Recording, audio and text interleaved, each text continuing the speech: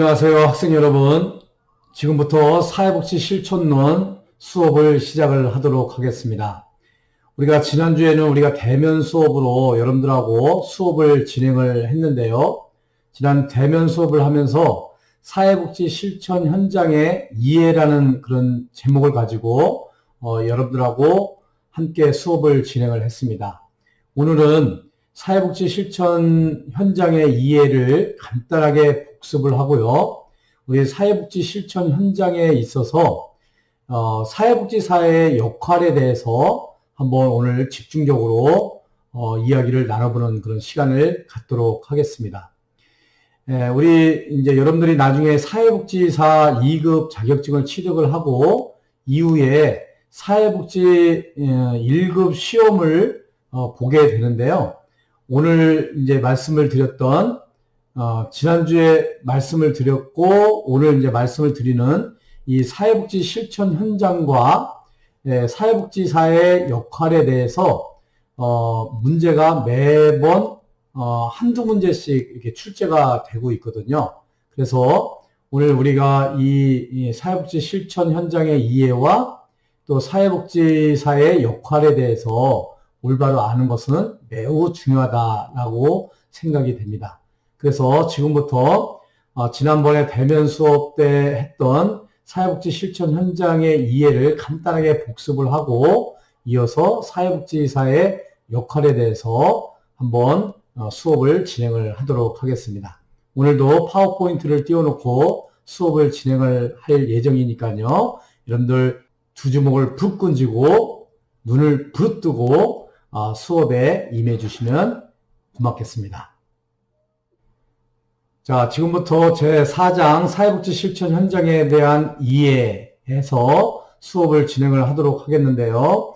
첫 번째, 우리 지난 대면 수업 때 사회복지 실천의 장에 대해서 살펴봤죠. 간단하게 복습을 진행을 하고요. 오늘은 중점적으로 사회복지사의 역할에 대해서 살펴보는 그런 시간을 갖도록 하겠습니다. 자, 우리 지난 시간에 우리 사회복지 실천의 장에 대해서 한번 말씀을 드렸는데요. 좁은 의미에서의 사회복지 실천 현장은 사회복지 실천이 이루어지는 곳이다 라고 말씀을 드렸고, 클라이언트에게 사회복지 서비스를 직간접적으로 제공하는 장을 말한다 이렇게 말씀을 드렸고요. 넓은 의미에서는 클라이언트에게 서비스를 제공하기 위해 관련되는 모든 현장을 사회복지 실천 현장이다 라고 이야기를 했습니다. 또 물리적인 장소의 개념을 넘어서 이제는 사회복지 실천이 이루어지는 전문 분야를 우리가 실천 현장이다 라고 여러분들에게 말씀을 드렸습니다. 기억나시죠? 이 부분을 참조하시고요. 사회복지 실천 현장은 점차적으로 세분화되고 있다라고 할 수가 있겠습니다. 자, 이 부분은 그냥 넘어갔죠.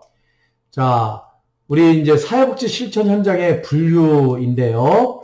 지난 시간에 기관의 기능 혹은 목적에 따른 분류해서 1차 현장과 2차 현장으로 나눴죠. 1차 현장은 기관의 주된 기능과 목적이 사회복지 서비스를 제공하기 위해서 설립된 것이다 라고 얘기를 했고, 종합사회복지관, 노인복지관, 장애인복지관, 사회복지시설 등이 1차 현장이다 말씀을 드렸고요.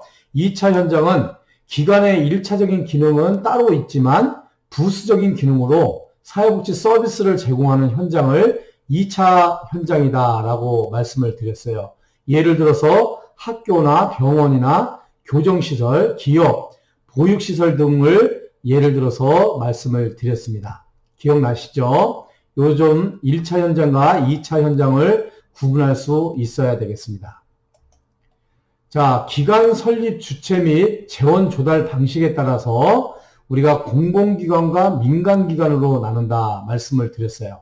공공기관은 정부의 지원에 의해서 운영이 되고요. 사회복지사의 업무는 정부 규정이나 지침에 의해서 규정되고 서비스를 계획하고 관리하고 지원하는 행정체계와 서비스를 직접 제공하는 집행체계로 나눈다 이렇게 말씀을 드렸고, 일반적으로 주민센터나 구청이나 시청의 사회복지과 등이 이 공공기관에 해당이 된다. 이렇게 말씀을 드렸습니다.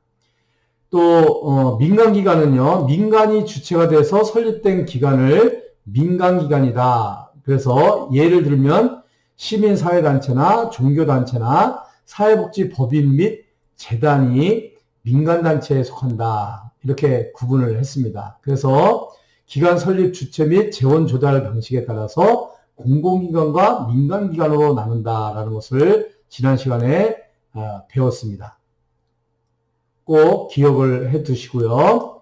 자, 다음으로 사회복지 실천 현장의 분류, 서비스 제공 방식에 따라서 분류를 하는데요.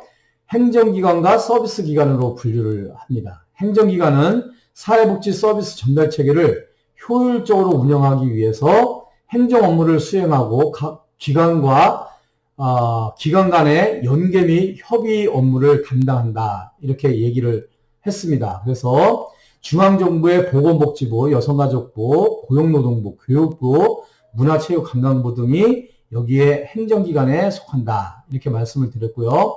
서비스기관은 클라이언트에게 직접적으로 서비스를 제공하는 기관이다. 그래서 지역사회복지관, 아동복지관, 노인복지관, 장애인복지관, 아동상담소, 재활시설 등이 이 서비스 기관에 속한다. 이렇게 말씀을 드렸습니다. 그래서 서비스 제공 방식에 따라서 행정기관과 서비스 기관으로 구분이 된다. 이렇게 말씀을 드렸습니다. 자, 다음은 주거 서비스 제공 여부에 따라서 우리 생활시설과 이용시설로 나누는데요. 생활시설은 주거 서비스를 포함한 재반 사회복지 서비스를 제공하는 시설이다 말씀을 드렸고요. 24시간 입소해서 숙식을 제공받는 그런 시설, 생활시설이라고 말씀을 드렸어요. 그래서 아동양육시설, 즉 보육원을 예를 들어서 말씀을 드렸고요. 요양원, 양로원, 이런 것들이 다 생활시설에 해당이 되죠. 청소년 쉼터라든가 장애인 생활시설이라든가 양로시설, 양로시설은 양로원을 얘기를 하죠. 미혼모 시설, 그룹홈 이런 것들이 생활시설에 속한다 말씀을 드렸고요. 이용시설이라는 것은 지역사회에 거주하는 클라이언트를 대상으로 해서 서비스를 제공하는 것. 그래서 단순히 숙식을 제공하는 것이 아니라 이용하는 거예요. 그러니까 주간만 이용한다 이렇게 말씀을 드렸어요. 그래서 이런 시설에는 종합사회복지관, 노인복지관, 장애인복지관, 각종 상담소, 주간보호센터 등이 이용시설이 해당이 된다. 이렇게 말씀을 드렸습니다. 그래서 지금까지 이 4가지 분류로 해서 사회복지 실천 현장을 구분을 해 드렸습니다.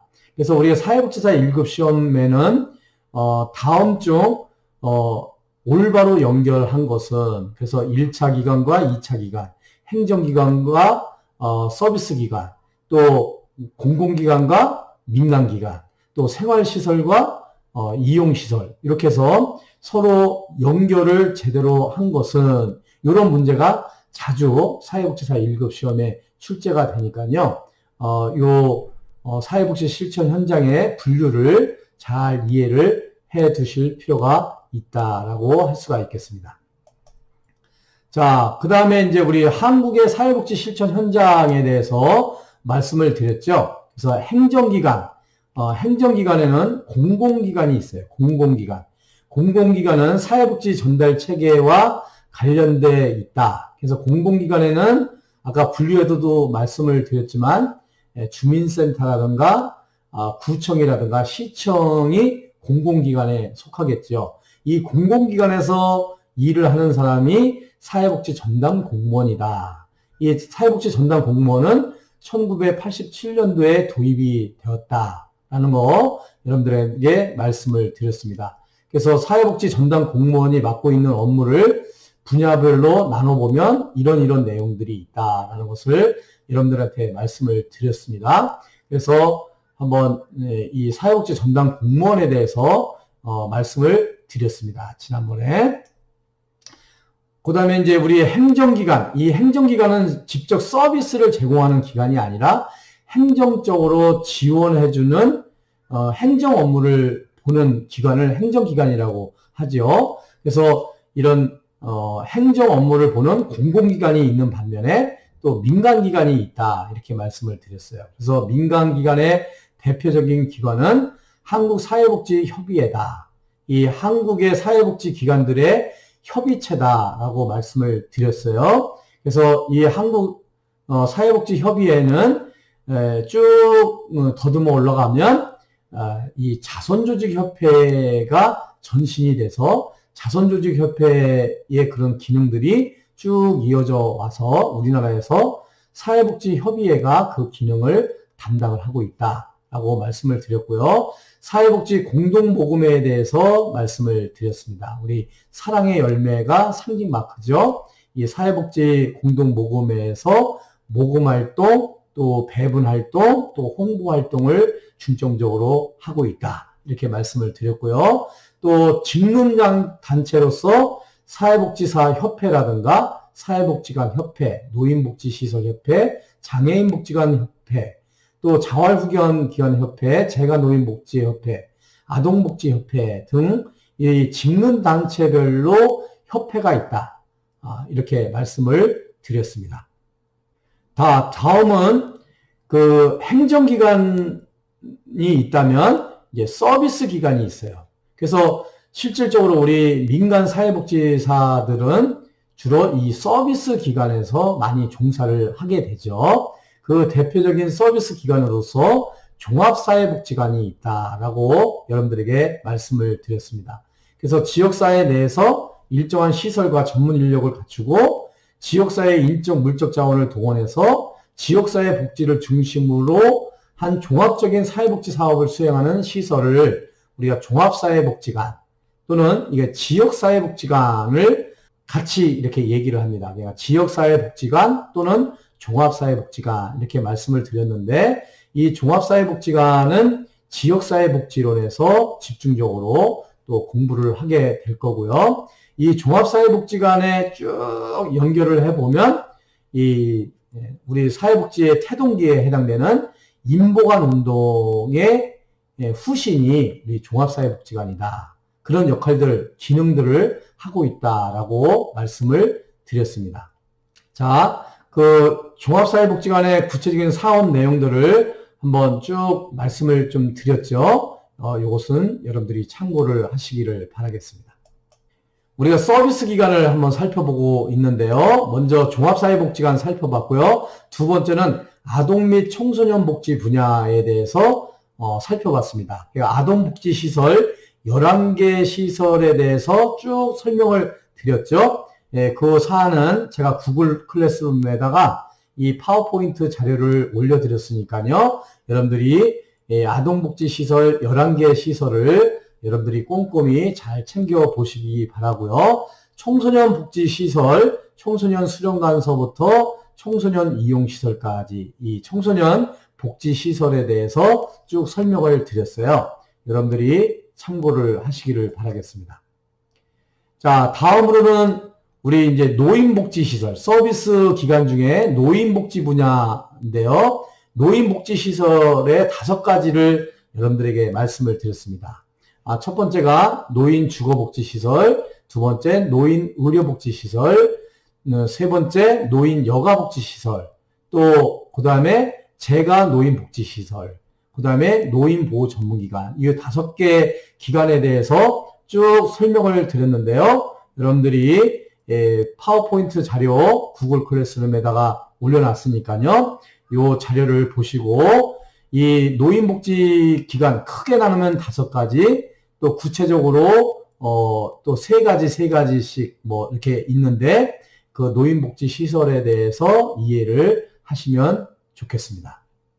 자, 그 다음에 이제 여성 및 가족복지 분야에서 여성과 관련된 시설을 쭉 말씀을 드렸어요. 여성 및 가족 복지 분야의 시설 12가지를 말씀을 드렸어요.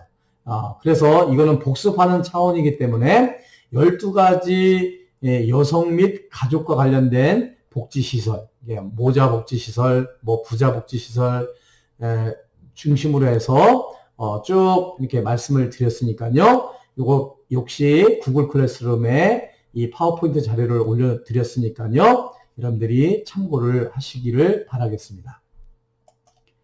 자, 다섯 번째는요, 장애인 복지 분야 쪽에서 장애인 복지 시설의 종류에 대해서 쭉 한번 우리가 살펴봤죠. 이 장애인 복지 시설은 장애인 복지론에서도 이제 장애인 복지 시설을 배우고 있지만 여러분들이 이 시간에 사회복지 실천론 시간에 배운 장애인 복지 시설을 잘 이해를 한다면 앞으로 여러분들의 진로 또 여러분들의 결정을 하는데 많은 도움이 되지 않을까 이렇게 생각이 됩니다. 이 역시 파워포인트 구글 클래스룸에 올려져 있는 파워포인트 자료를 참고를 하시기를 바라겠습니다. 자, 우리 서비스 기관에서 정신보건 의료복지 분야가 있어요. 우리가 1995년 정신보건법이 제정됨에 따라서 정신보건이 보건법에 의해서 정신보건이 이루어졌는데요. 2016년도에 정신건강복지법으로 개정이 돼서요. 정신보건 전문요원과 정신보건 사회복지사라는 명칭이 생겼다가 나중에 이게 법이 바뀌면서 정신건강 전문요원, 정신건강 사회복지사로 이게 변경이 되었다라고 말씀을 드릴 수가 있겠습니다. 그래서 정신건강 증진을 위한 시설 이렇게 쭉 한번 살펴보고요. 또 의료사회복지사 해서 의료시설에서 환자와 그 가족의 재반 문제에 관한 관심을 갖고 의료진과 협력하에 치료 과정에 개입함으로써 의료 서비스가 보다 효과적으로 제공될 수 있도록 돕는 역할을 하는 것이 의료사회복지사다라고 할 수가 있겠습니다. 그 다음에 이제 서비스 기관으로서 노숙인 복지 분야가 있는데요. 이 노숙인 복지 분야 쪽에서 노숙인 시설의 종류에는 노숙인 복지시설과 노숙인 종합지원센터가 있다라는 것을 말씀을 드렸습니다. 자, 기타 분야로서요, 학교사회복지 분야와 교정복지 분야, 또 군사회복지 분야, 이렇게 세 가지를 말씀을 드렸는데요. 이 파워포인트 자료를 참고하시면 좋겠습니다. 그래서 작년에 우리가 2019년도에 사회복지사업법이 바뀌면서 우리가 전문사회복지사 제도를 이렇게 도입을 하게 되었는데요. 거기서 정신건강사회복지사와 의료사회복지사와 학교사회복지사가 정식으로 국가 자격증으로 인정이 되고 이 세 가지 사회복지사는 전문사회복지사 제도가 법 규정으로 개정이 되어서요. 아마 이제 올해서부터 내지는 내년에 이제 정식으로 국가 자격증으로 정신건강사회복지사, 의료사회복지사, 학교사회복지사 자격증이 이제 시험을 통해서 이제 보급이 되지 않을까 이렇게 생각을 하고 있습니다. 혹시 여러분들 중에서 정신건강사회복지사 내지는 또 의료사회복지사 또 학교사회복지사에 관심이 있는 분들은 이쪽 분야로 진출할 수 있도록 한번 그 분야를 더 구체적으로 한번 알아보시면 좋지 않을까 이렇게 생각이 됩니다. 자, 여기까지 해서 지난주에 우리 대면 수업을 통해서 사회복지 실천 현장의 이해를 한번 공부를 했는데요. 오늘 한번 이렇게 복습을 한번 해봤습니다. 그래서 지난 시간에 배웠던 내용들을 다시 한번 리마인드 한다는 차원에서 여러분들이 다시 한번 사회복지 실천 현장을 이해를 했으면 좋겠고요. 자, 지금부터는 사회복지 실천 현장에 있어서 우리 사회복지사의 역할이 어떤 역할들이 있는지 이 부분에 대해서 한번 공부를 하도록 하겠습니다. 이 사회복지사의 역할도 우리 사회복지사 1급 시험에 자주 나오는 주제 중에 하나이니까요. 여러분들이 꼼꼼히 잘 살펴보시기를 바라겠습니다. 자, 우리 사회복지사의 역할에 대해서 한번 지금부터 살펴보겠는데요. 이 사회복지사의 역할은 우리가 매우 중요합니다. 그래서 여러분들이 이 사회복지사의 역할들이 어떤 역할들을 하는지 한번 살펴보도록 하겠습니다. 자, 첫 번째 우리 사회복지사의 역할은요, 직접적인 대면 서비스를 제공하는 역할을 하게 되는데요. 여기에는 심리치료사나 상담자의 역할을 하게 됩니다. 사회복지사의 가장 전통적이고도 기본적인 역할이 심리치료사나 상담자의 역할입니다. 그래서 전통적인 방법인 개별사회사업과 집단사회사업에서부터 강조되어 온 역할이라고 할 수가 있겠어요. 그래서 이 사회복지사는 기본적으로 인간의 심리와 발달을 이해해야 하며 면접이나 관계 형성에 대한 실천 기술을 습득해야 되겠죠. 그래서 우리 클라이언트와 사회복지사가 첫 만남부터 시작을 하는 것이 이 상담자의 역할이에요. 사회복지사와 클라이언트가 처음 딱 만나게 되면 시작되는 것이 면접이죠. 상담이죠. 그래서 그때부터 시작되는 것이 우리 상담자의 역할, 그 이후에 이루어진 것이 심리치료사의 역할들을 담당을 하게 된다라는 거죠. 또 두 번째는요, 정보 제공자나 교육자의 역할을 하게 됩니다. 우리 사회복지사는 클라이언트에게 필요한 정보를 제공하거나 각종 사회기술 등을 교육시키는 역할들을 하게 돼요. 여러분들이 사회복지 시설에 종사를 하게 되면 또 취업을 하게 되면 이런 정보 제공자 또는 교육자의 역할들을 하게 되는 거죠. 좋은 교육자가 되기 위해서는 사회복지사는 관련 분야의 많은 전문 지식과 정보를 갖추어야 하겠죠. 그래서 청소년들에게 성교육을 제공하거나 또 부모들에게 아동 양육 기술을 가르치거나 또 장애인에게 사회기술 훈련을 시키는 등의 클라이언트에게 필요한 구체적인 행동이나 기술을 가르쳐 주는 것을 우리 사회복지사의 교육자로서의 역할이라고 할 수가 있겠어요. 그래서 상담 기술 외에 내용을 명확하게 전달하고 이해시키기 위해서 어떤 강의 기술이라든가 의사소통 기술을 잘 갖출 필요가 있겠습니다. 그래서 우리 직접적으로 대면 서비스를 제공하는 역할로서 심리치료사나 상담자의 역할, 또 정보 제공자나 교육자의 역할들을 한다라는 것을 우리가 잘 알아두시면 좋겠습니다. 자, 두 번째는요, 서로 다른 체계들을 연결하는 역할인데요. 중개자의 역할이에요. 중개자는 클라이언트와 지역사회 자원을 연계시켜주는 역할을 의미를 하고 있습니다. 그래서 중개자, 그러면 여러분들이 이 부동산 공인중개사를 한번 생각을 하시면 되겠어요. 자, 부동산에서 일하는 공인중개사라고 그러죠. 이 중개사는 집을 팔려고 하는 사람과 살려고 하는 사람을 연결해 주죠.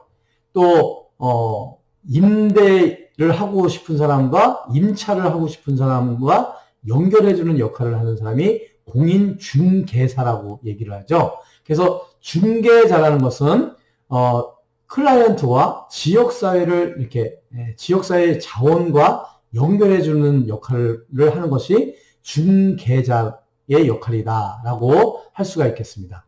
그래서 나중에 이제 배우겠지만 중개자가 있고요, 중재자가 있어요.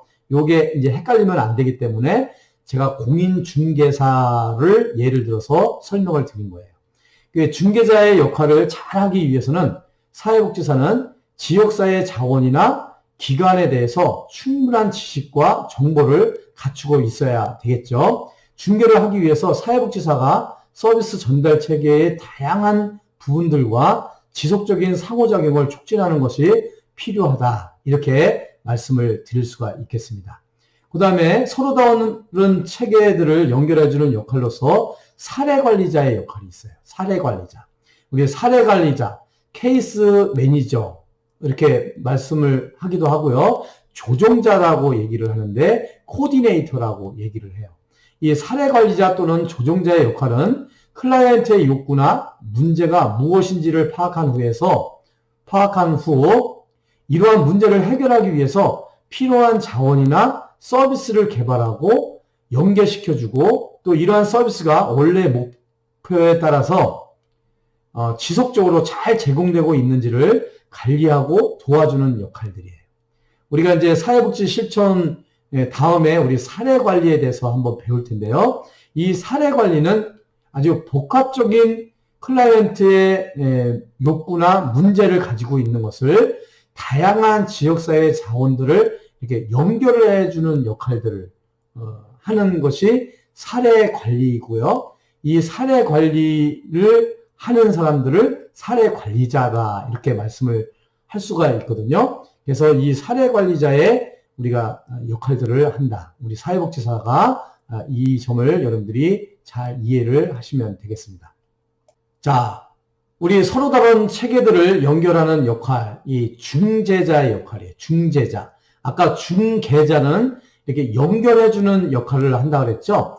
이 중재자는 서로 다른 두 집단 간의 갈등이나 이해관계를 해결해주고 서로 간에 만족스러운 결과를 얻을 수 있도록 도와주는 역할들을 하는 것이 중재자의 역할이에요. 중재자. 중재자. 중재를 한다. 이런 거죠. 이 중재자의 역할을 수행하는 사회복지사는 양쪽의 입장을 정확하게 이해해서 어느 한쪽의 입장을 편파적으로 지지하지 않고 중립적인 위치에서 갈등을 해결해 나갈 수 있도록 하는 것이 매우 중요한 역할이라고 할 수가 있겠어요. 그래서 한쪽 편을 들면 안 돼요. 양쪽에서 중심을 가지고 양쪽을 서로 갈등을 또 이해관계를 조정해주는 역할. 이것을 중재자의 역할이다. 이렇게 할 수가 있겠고요. 옹호자의 역할은 어드보케이터라고 그래요. 우리가 옹호한다 이렇게 번역을 하지만 대변한다 이렇게 번역을 하기도 해요. 그래서 대변자의 역할, 옹호자의 역할 이렇게 번역을 하기도 하거든요. 근데 여기서는 옹호자라고 번역을 했습니다. 이 옹호자, 어드보케이터는 클라이언트의 권익을 보호하기 위해서 새로운 자원이나 서비스를 제공하도록 클라이언트를 대신해서 촉구하는 정치적 역할을 의미를 해요. 그래서 장애인들의 권익을 위해서 데모를 하고 시위를 한다. 또 장애인 차별을 철폐하기 위해서 법을 위반을 해달라. 이렇게 청원을 한다든가 이런 것들이 옹호자의 역할들을 한다. 이렇게 이야기를 할 수가 있겠습니다. 그래서 국가나 공공기관, 서비스기관이 어떤 특정 집단이 클라이언트의 욕구에 적절히 반응하지 않거나 또 서비스 제공을 거절하는 경우 이들이 적절한 서비스를 받을 수 있는 권리를 확보하거나 유지하도록 기관 내의 프로그램이나 정책을 변화시키기 위한 적극적이고 행동적인 역할들을 수행하는 것이 옹호자의 역할들을 한다. 이렇게 말씀을 드리겠습니다. 그래서 서로 다른 체계들을 연계해주는 역할로서 중개자의 역할, 사례관리자의 역할, 중재자의 역할, 또 옹호자의 역할, 이 네 가지 역할에 대해서 말씀을 드렸어요.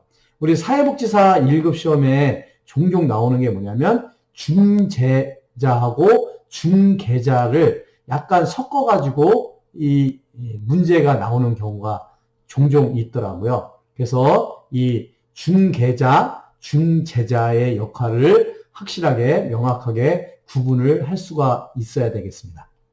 자, 그 다음에는 체제 유지와 강화를 위한 역할인데요. 직원 개발자로서의 역할이에요.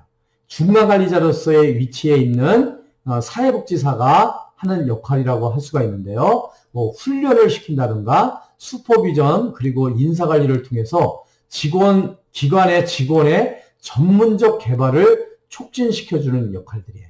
주로 이제 그 리더급의 이제 관장이나 사무국장이나 부장 이런 중간관리나 최고관리자들이 주로 직원들을 개발할 수 있도록 직원들의 능력 향상을 할 수 있도록 하는 것이 직원 개발자로서의 역할이다라고 할 수가 있겠습니다.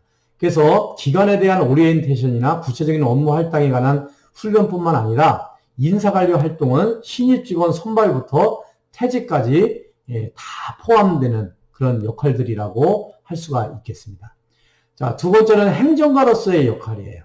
조직에서 정책, 서비스, 프로그램을 기획하고 실행하는 것을 우리가 행정가로서의 역할이다. 이렇게. 그래서 뭐 초급 그 사회복지사들은 뭐 주로 이제 행정가로서의 역할들을 하긴 하지만 주로 이제 뭐 과장급, 뭐 주임급, 또 뭐 사무국장급 뭐 요 정도 사람들이 이제 행정가로서의 역할을 많이 하게 되죠. 행정가로서 사회복지사는 기관의 정책이나 프로그램 혹은 제도를 실행하기 위한 책임을 가지고 있다라고 할 수가 있겠습니다. 자, 그 다음에 이제 체제 유지와 강화를 위한 역할로서요, 자문가의 역할을 하게 됩니다. 그러니까 자문가로서의 사회복지사는 다른 직종의 전문가에게 클라이언트의 문제 해결을 위한 자문을 제공하거나 동료 사회복지사에게 지도 감독 및 조언을 제공하는 역할, 그것을 자문가의 역할이다. 이렇게 할 수가 있겠어요. 때로는 내가 알지 못하는 그런 부분들에 대해서 이렇게 다른 전문 분야의 사회복지사한테 이렇게 조언을 구할 경우가 있거든요. 그럴 때 이제 자문을 제공하는 역할, 이것이 자문가의 역할이다. 이렇게 할 수가 있겠고요. 그 다음에 연구자로서의 역할을 하게 됩니다. 연구자의 역할. 사회복지사는 자신이 제공한 서비스를 과학적 체계적으로 평가하고 사회복지의 전문 학문적 발전에 도움이 될 수 있는 연구자로서의 역할을 강조를 하게 되는데요.